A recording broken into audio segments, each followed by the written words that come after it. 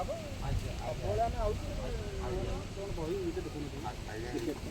ବାହାଜି ଗୁଡ଼ାକ ମୋତେ ଓଡ଼ିଶାବାସୀ ବି ଚିହ୍ନନ୍ତି ବିଦ୍ୟାପୀଠଠାରୁ ଧରିକିରି ଯେତେ ବି ଅଫିସ୍ ବାଡ଼ି ଅଛି ଆଜ୍ଞା ସମସ୍ତେ ଜାଣିଛନ୍ତି ଦେବ ବହି କିଏ ମହାନବୀ ସମ୍ପୂର୍ଣ୍ଣ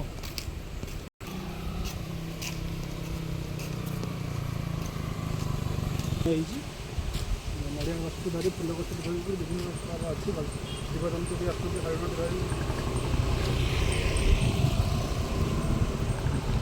ଗଛ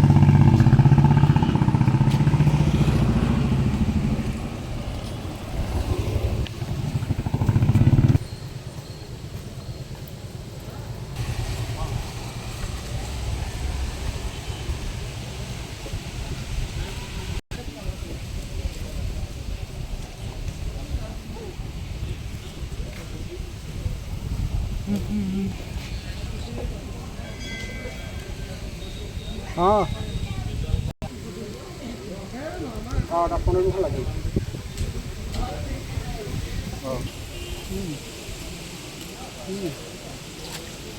आगुरी टाइप भोट बुला नौ पूरा सिस्टमटा नौ कर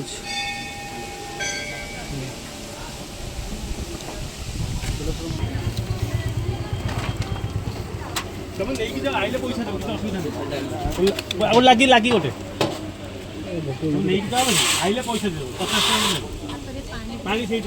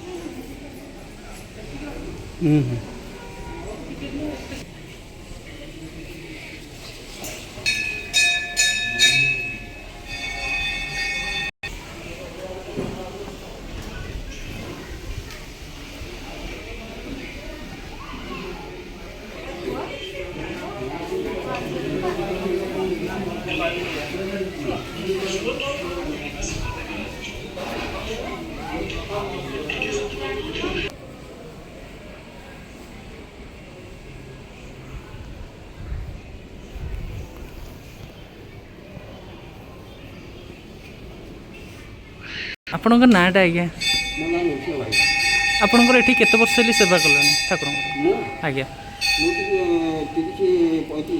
35 वर्ष है केते समय तथापि ठाकुर पाखे एमती भी रोचान केते समय रोचान ठाकुर पाखे सेवार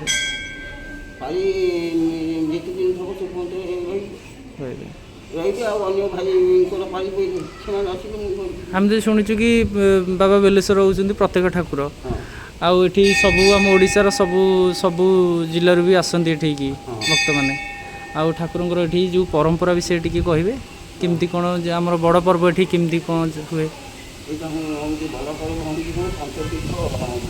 आज्ञा କାର୍ତ୍ତିକ ମାସ ଯିବା କାର୍ତ୍ତିକ ପୂର୍ଣ୍ଣମୀ ଯିବା 5 ଦିନ। ଆଜ୍ଞା କାର୍ତ୍ତିକ ପୂର୍ଣ୍ଣମୀ ଯିବା 5 ଦିନରେ ପଞ୍ଚତୀର୍ଥକୁ ରହିଛି ମହାପ୍ରଭୁ। ଆଜ୍ଞା ତାପରେ ଆଉ ହେଲା ଜାଗର। ଆଜ୍ଞା ଏ ଦୁଇଟା ହେଉଛି ବଡ଼ ଫଳ। ଆଜ୍ଞା ତାପରେ ଆଉ ତ ଏମିତି ସଦାବେଳେ ଆଜ୍ଞା। ଯିବା ଆସିବା ଆମ ଭଲ ମନ୍ଦ ସମସ୍ତେ ଆଜ୍ଞା କୃଷି ବାହିତ ଆଉ ବିଭିନ୍ନ ପ୍ରକାର ଲୋକ ସଦାବେଳେ ଏଇଠି ଯିବା ଆସିବା। ହଉ ଠିକ୍ ଅଛି।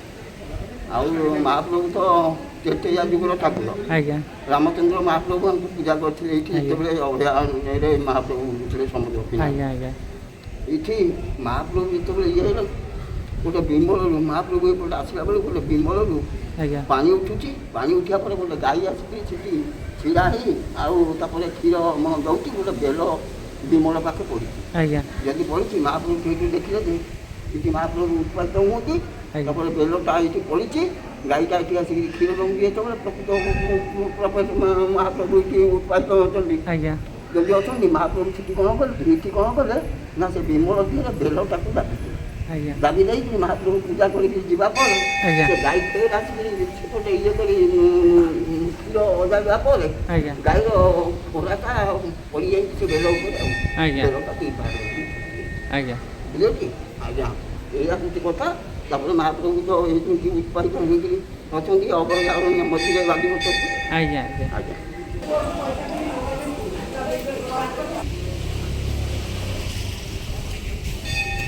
ମହଲଟା ଟିକେ ନେବାନି।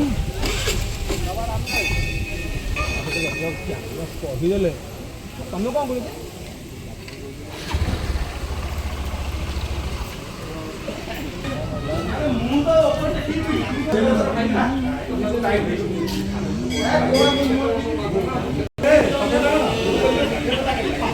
ଜଗନ୍ନାଥ